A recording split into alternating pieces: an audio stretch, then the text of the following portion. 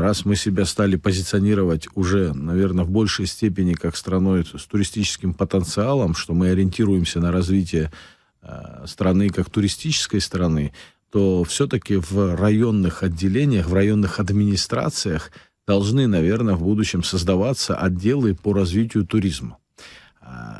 Очень сложно сказать. В советское время туризм в Тхуарчальском районе не развивался, да, скажем так. Это был вот город-шахтер, Да. уголь добывали. Сегодня же этого не происходит, но вы посмотрите, какой потенциал раскрылся туристически.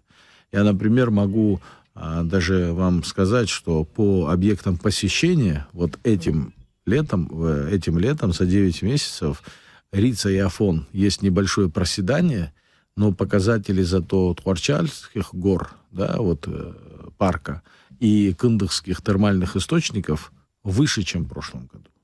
То есть так получается, что вот главные наши, скажем, объекты показа чуть просели, но Восточная Абхазия выросла. Вот как То есть, да, по этой причине, интересно, возвращаясь к разговору о том, что все-таки эти комиссии должны быть созданы, на сегодняшний день не только в Тхуарчальском, но и в других районах Абхазии где-то отделы называются экономическими, и они за туризм косвенно отвечают, скажем так, а где-то в одном или в двух районах туристическими отделами при администрации. Но раз мы себя позиционируем как страна, которая развивает туризм, я думаю, что именно туристические отделы в каждом районе должны появиться.